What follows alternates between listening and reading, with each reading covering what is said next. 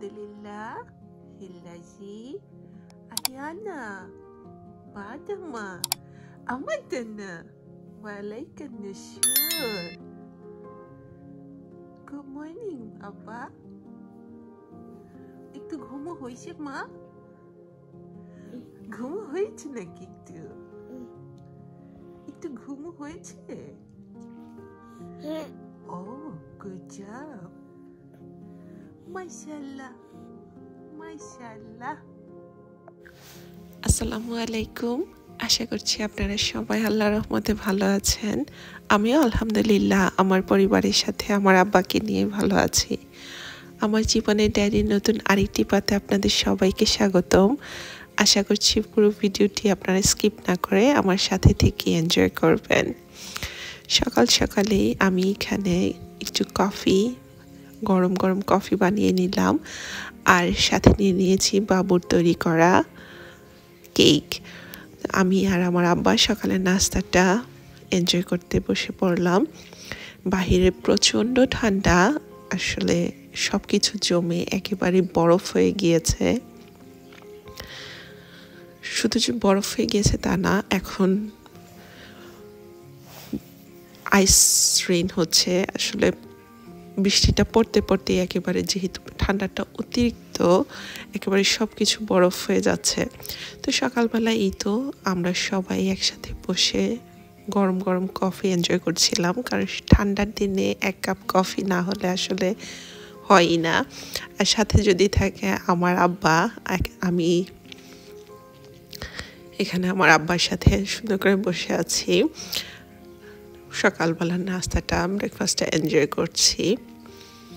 আসলে আমার আব্বা যখন আমার সাথে থাকে সব কিছুর আনন্দই দ্বিগুণ হয়ে যায়। তো আমরা যখন বসে কফি এনজয় করছিলাম, হঠাৎ করেই ছপাত করে একটা শব্দ হয়েছে। তো আব্বু উঠে দেখছিল যে কিসের আসলে শব্দটা, বাহিরে অনেক জোরে সাউন্ড হয়েছে। যেহেতু বাহিরে কোনো মানুষ নেই, তো শব্দটা হওয়ার কারণ দেখতে এসে দেখলাম এই যে কি এক সর্বনাশ, গাছ আসলে ভারে একেবারেই পড়ে গিয়েছে, গাছটা ভেঙে। তো এই হচ্ছে আজকের বাহিরের পরিবেশ। জানি না কতটুকু বোঝা যাচ্ছে, কিন্তু একেবারে যেন ক্রিস্টাল একটা টাউন, বড় একেবারে সব কিছু কাচের মতো স্বচ্ছ, পুরো গাছ একেবারে কাচ হয়ে গিয়েছে। এই যে শুধু যে গাছপালা তা না, পুরো শহরটাই যেন একটা ক্রিস্টাল শহর। আর এই যে আমি আরেকটু কাছ থেকে দেখিয়ে দিচ্ছি যে পানিটা আসলে নিচেও পড়তে পারছে না, নিচে পড়ার আগে আসলে জমে যাচ্ছে। এই যে সব কিছু একেবারে বরফ হয়ে আছে।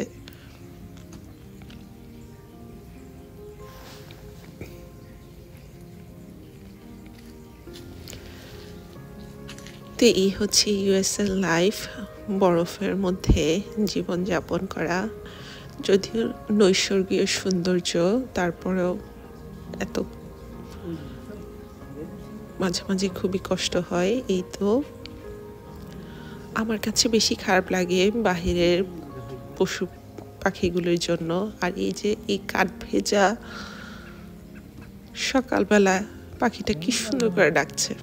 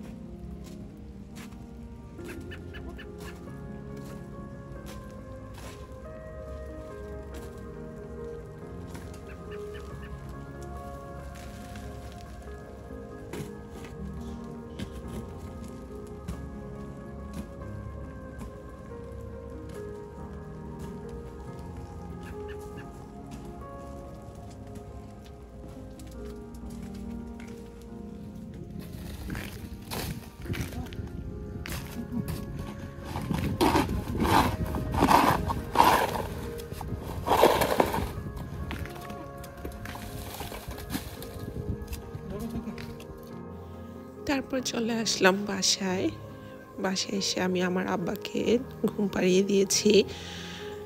আমার আব্বা সবসময় উল্টা দিকে ঘুমায়, যেদিকে মাথা দেওয়ার কথা সেদিকে মাথা দেয় না, উল্টা দিক করে মাথা দিয়ে ঘুমায়। তো উল্টা পথের পথিক আমার আব্বা। তো আমি আমার আব্বাকে ঘুম পাড়িয়ে রেখে চলে আসলাম একটু নাস্তা রেডি করে। নাস্তা বলতে এই খাবারটা আসলে সকালের নাস্তা হিসেবেও খাওয়া যায়, দুপুরের লাঞ্চেও খাওয়া যাবে, রাতে ডিনারও খাওয়া যাবে। তো আমরা এখানে আসলে ডিনার করব। ডিনার করার আগেই রেডি করে নিচ্ছি। এখানে আমি মুরগির বুকের মাংসটা একেবারে পাতলা পাতলা স্লাইস করে কেটে নিয়েছি। তার সাথে মিশিয়ে দিচ্ছি কিছু প্রয়োজনীয় ইনগ্রিডিয়েন্টস, যেমন আদা বাটা, রসুন বাটা, সব কিছু আমি খুব অল্প অল্প করে দিব।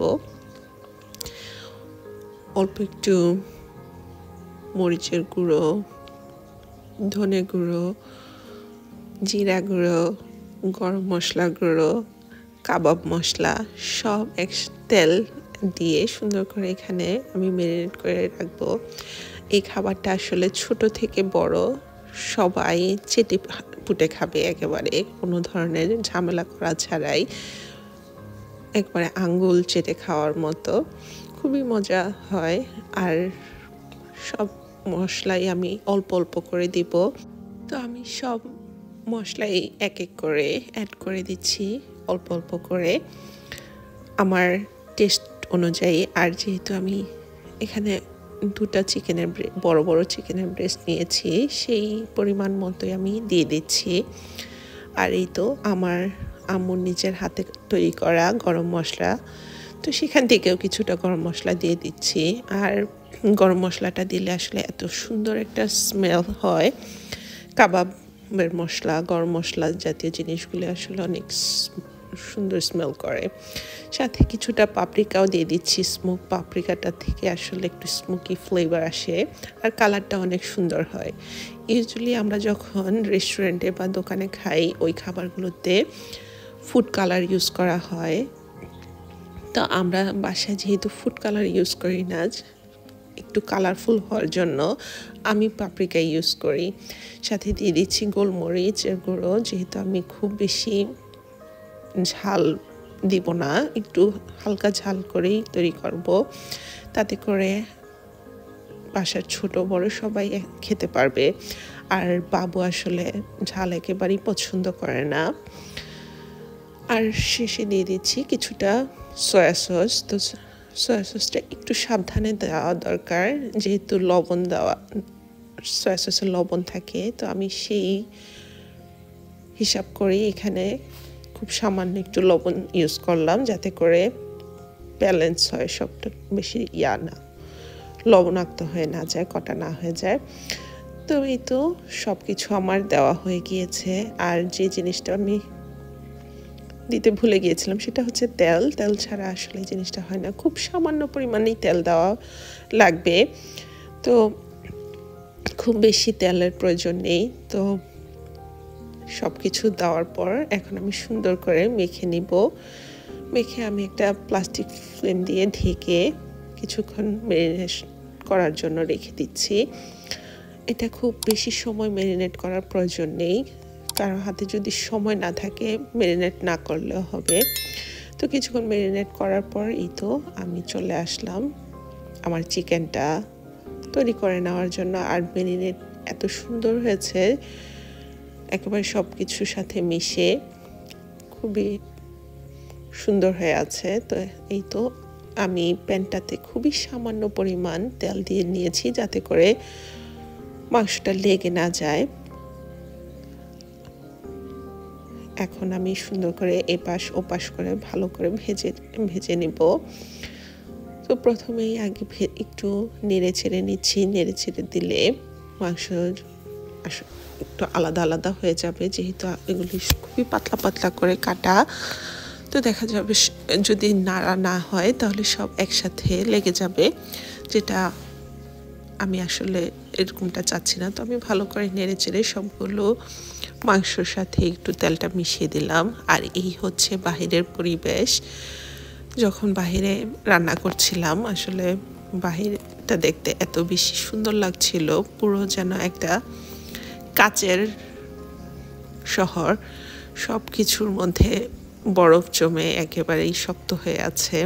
জানি না কতটুকু ক্যামেরাতে বোঝা যাচ্ছে, কিন্তু বাস্তবে আসলে দেখতে আরও বেশি সুন্দর। যদিও ঠান্ডা প্রচণ্ড বেশি, আর এত ঠান্ডায় খুবই কষ্ট হয়, জীবন একেবারেই অতিষ্ঠ, তারপরেও দেখতে অনেক সুন্দর।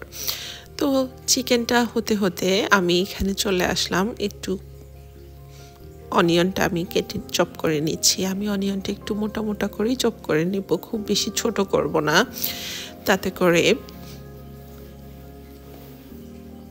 খাওয়ার সময় আসলে যখন অনিয়নটা মুখে পড়ে তখন খুবই ভালো লাগে।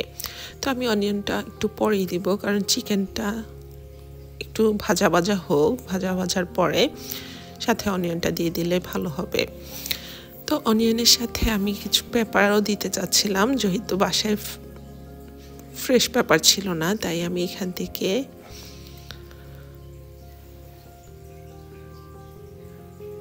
পেপারের পিকলস নিয়ে নিচ্ছি। তো এটা আসলে রোস্টেড পেপার, এটা এভাবেই খাওয়া যায় স্যান্ডউইচের সাথে, খুবই ভালো লাগে। যেহেতু আমার কাছে ফ্রেশ পেপার নেই, তাই আমি আজকে এটাই ইউজ করব, রোস্টেড পেপার। আর রোস্টেড পেপারটা আসলে দিলে স্মেলটা এত বেশি সুন্দর হয়, কারণ রোস্টেড পেপারটা আসলে ঝলসে তৈরি করা হয় গ্রিলের মধ্যে, আসলে গ্রিল করে তারপর তৈরি করে, তো একটা স্মোকি ফ্লেভার থাকে রোস্টেড পেপারটার মধ্যে। তো আমি পেপারটাও একটু ছোট ছোট করে চপ করে নিব, বাইট সাইজ করে, একেবারেই ছোট ছোট করে।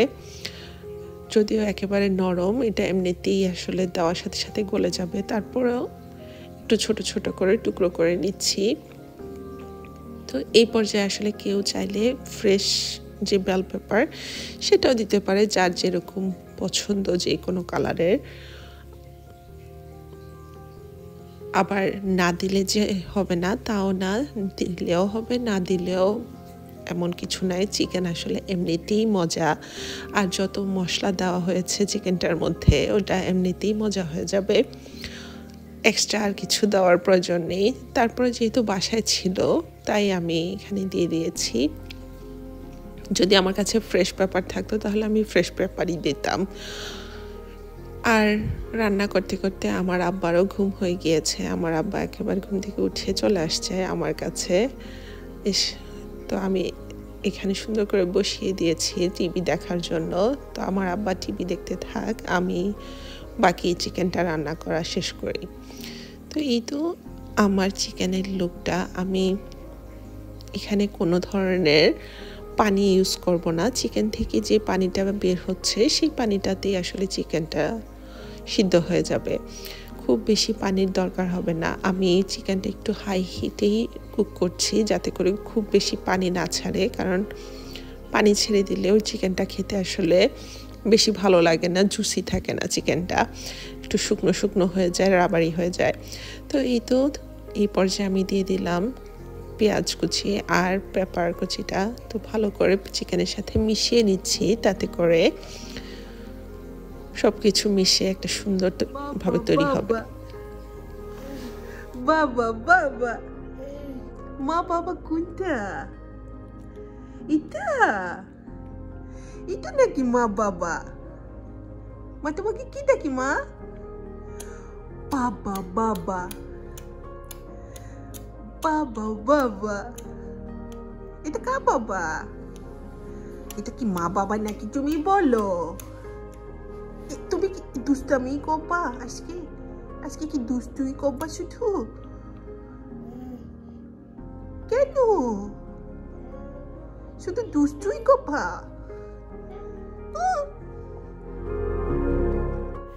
চিকেনটা যখন অলমোস্ট হয়ে এসেছে সেই পর্যায়ে আমি এখানে কিছুটা কর্নফ্লাওয়ার দিয়ে একটা স্লারি বানিয়ে দিয়ে দিলাম, তাতে করে চিকেনটা আসলে একটা বাইন্ডিংয়ে আসবে। যেহেতু আমি এটা দিয়ে স্যান্ডউইচের মতো তৈরি করে খাবো, তো চিকেনটা যদি ঝুরঝুরে থাকে সেটা আসলে বেশি ভালো লাগে না, তাই আমি এখানে একটু কর্নফ্লাওয়ার পানিতে গুলিয়ে দিয়ে দিয়েছি। আর সবশেষে দিয়ে দিলাম কিছুটা ধনেপাতা, এতে করে স্মেলটা আসলে আরও বেশি সুন্দর হয়। তো ধনেপাতাটা দিয়ে আমি সুন্দর করে নেড়ে চেড়ে মিশিয়ে নিচ্ছি। আমার চিকেনটা অলমোস্ট হয়ে গিয়েছে। তো আমি পানিটা জাস্ট যতটুকু গায়ে পানি আছে ততটুকু শুকানোর জন্য ওয়েট করছিলাম আর নেড়ে চেড়ে দিচ্ছিলাম। তো এই তো আমার চিকেনের মিক্সারটা হয়ে গিয়েছে। তো এটা দিয়ে আসলে স্যান্ডউইচ হোক, সালাদ হোক বা যে কোনো কিছু এত বেশি ভালো লাগে খেতে। তো চিকেন দিয়ে স্যান্ডউইচ হবে আর ফ্রাইস হবে না, সেটা কি করে হয়? তো এখানে আমি কিছুটা ফ্রাইস একটা ট্রের মধ্যে নিয়ে এখন বেকে দিয়ে দিব। আমি বেশিরভাগ সময়ই ফ্রাইস আসলে ডিপ ফ্রাই না করে ইদার ওভেনে দিয়ে দিই অথবা এয়ার ফ্রায়ারে করে নেই। তাতে করে আসলে খাবারটা একটু হেলদি হয়, খুব বেশি অয়েলি বা গ্রিসি হয় না, খেতে ভালো লাগে। তো এই তো আমি একটা একটা করে ফ্রাইস সাজিয়ে দিচ্ছি ট্রের মধ্যে, তাতে করে প্রত্যেকটা ফ্রাই সুন্দর করে ক্রিস্পি হবে। আর এই তো চিকেনটা আমি বক্সে করে নিয়ে নিয়েছিলাম, তো সেটাও নিয়ে নিলাম। আর নিয়ে নিয়েছি এখানে হুইট ব্রেড। তো আজকে এটা দিয়ে আমি স্যান্ডউইচটা তৈরি করে দেখাবো। তো আমি আমার পছন্দ মতো দুইটা স্লাইস নিয়ে নিলাম। তো আমি একটু বাটার লাগিয়ে নিব, যাতে করে যখন স্যান্ডউইচটা টোস্ট করা হবে তখন খেতে আসলে অনেক বেশি ভালো লাগে, স্মেলটা এত সুন্দর আসে। খুব বেশি বাটার এখানে দেওয়ার প্রয়োজন হয় না, খুবই অল্প পরিমাণে। আমি যতটুকু বাটার নিয়েছি এই পরিমাণ বাটার আসলে দুটা পাউরুটির মধ্যে আমি স্প্রেড করে নিয়েছি।